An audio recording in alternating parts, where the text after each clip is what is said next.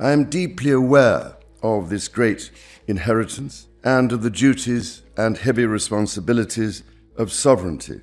King Charles just made a decision that sounded completely routine, and it slipped out quietly, with no speech, no ceremony, and no warning. But the moment it became public, one uncomfortable question started spreading through royal circles, a question about Camilla that the palace has refused to answer for years. Because this was never really about what the king announced, it was about what the announcement accidentally revealed, a gap in the monarchy's plans sitting exactly where Camilla's future should be. And once you see that gap, you cannot unsee it. What actually happens to the woman beside the throne when this reign ends? If you look at the coronation footage, you'll see that everyone bows and curtsies to the king, and no one moves a limb, a muscle, when Camilla passes. And that was because they were angry with Camilla. The quiet announcement. The decision arrived in the summer of 2026, buried inside the annual Sovereign Grant Report. King Charles and Queen Camilla will not be moving into Buckingham Palace once its massive refurbishment is finished. Read that again, slowly. The building the entire world associates with the British monarchy, the balcony, the gates, the changing of the guard, will not be the home of the reigning king and queen. The refurbishment itself is enormous. Work began back in April 2017. A decade-long resurfacing program tearing out ancient wiring and failing pipework, due to wrap up in 2027. You are now looking live at Buckingham Palace, the home of...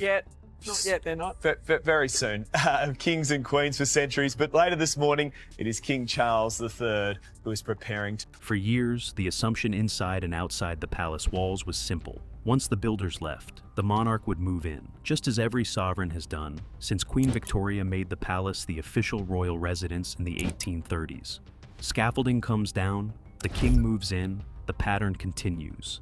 Instead, the palace confirmed that Buckingham Palace will remain a working home, with the king seeking to widen public access so that a publicly funded building delivers maximum national benefit. A spokesperson described it as a buzzing hive of royal activity in every way except one. Nobody will actually live there. Charles and Camilla are staying at Clarence House, the comparatively modest residence where Charles has lived since 2003, with its familiar rooms, his own gardens, his own routines.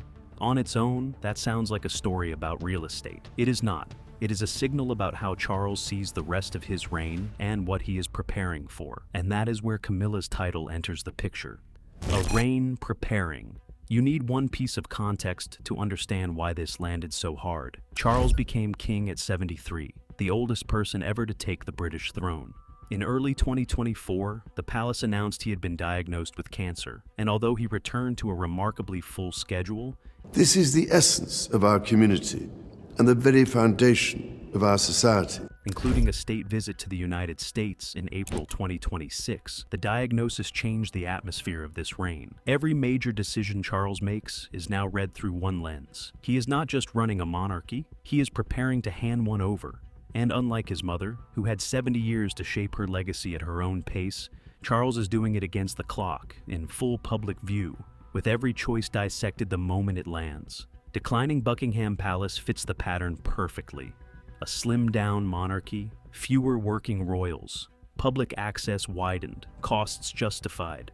These are the moves of a king thinking about what he leaves behind for William, not about his own comfort. And once you start reading his decisions that way, a question the palace has never answered suddenly becomes very loud. When the crown passes to William, what exactly happens to Camilla? Before we get into that, if you find this kind of deep look behind the palace walls valuable, take 1 second and subscribe. Because the story of what happens next in this reign is only just beginning, and you do not want to miss where it goes. The title. Nobody promised to understand why Camilla's title is such delicate territory. You have to remember that it was never guaranteed, not at any point. When Charles and Camilla married in 2005, public feeling about her was still raw. The wedding itself told the story. A civil ceremony at Windsor Guildhall, rather than a grand church wedding, with the late Queen absent from the ceremony itself, attending only the blessing afterward. Picture that, the heir to the throne getting married in a town hall, and his own mother waiting elsewhere until the vows were done. To millions of people, Camilla was the third person in the marriage of Charles and Diana, and the palace knew it. So, an extraordinary announcement was made. Camilla would not use the title Princess of Wales, even though she was legally entitled to it because that title belonged in the public mind to Diana. And when Charles became king, the plan stated, Camilla intended to be known not as queen, but as princess consort, a title that had never existed in British history.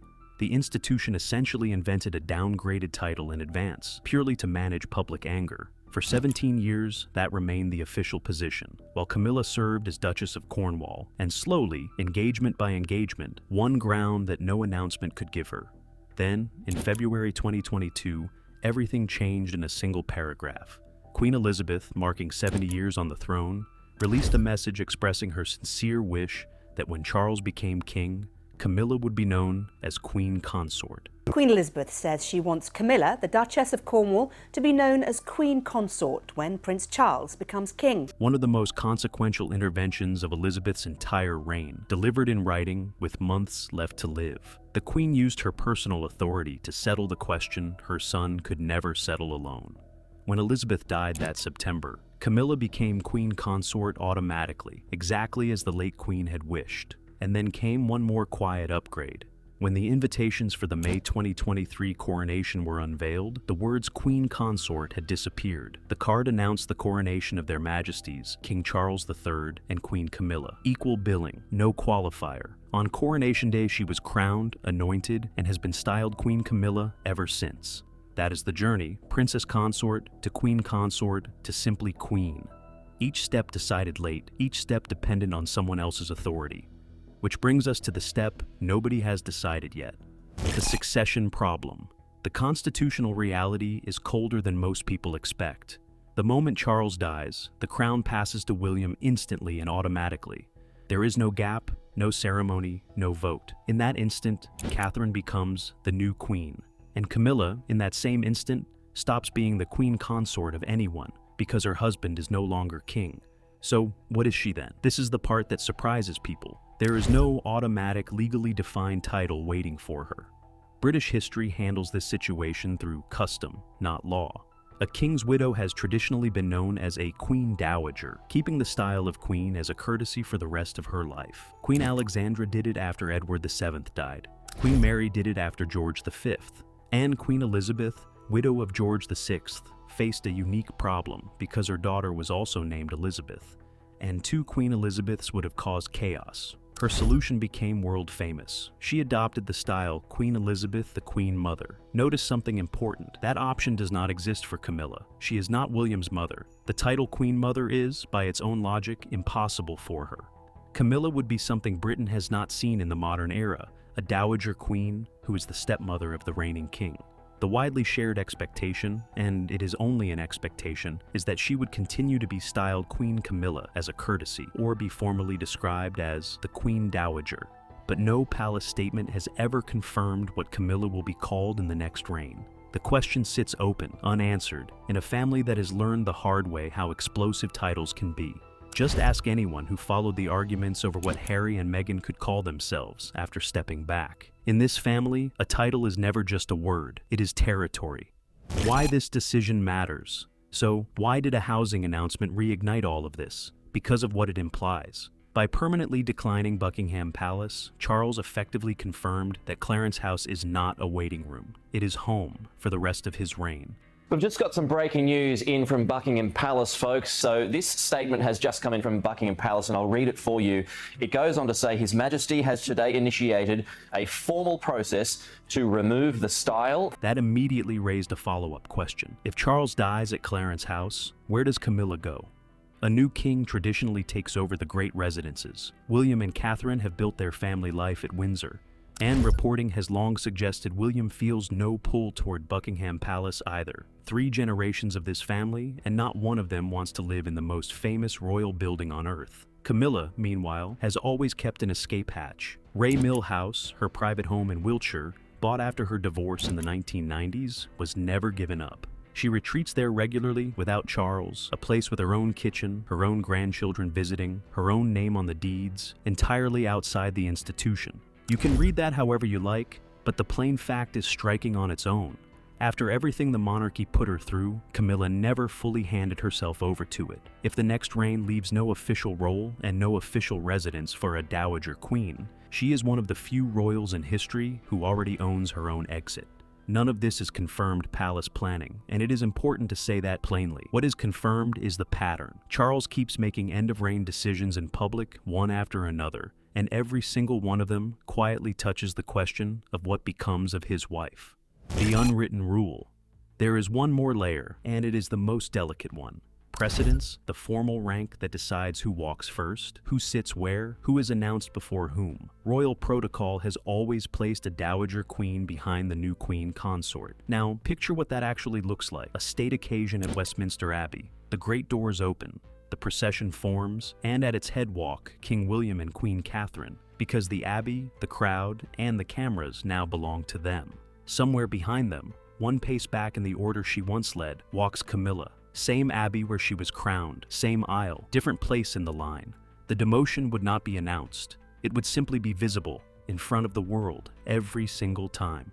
Queen Mary and the Queen Mother both walked that same path with carefully managed dignity, but both were beloved figures whose place in the family was never questioned. The Queen Mother turned widowhood into a 50-year second act, adored precisely because the nation never doubted she belonged. Camilla would begin the same journey from a completely different starting point, with a public that accepted her slowly, conditionally, and in some corners, never fully at all.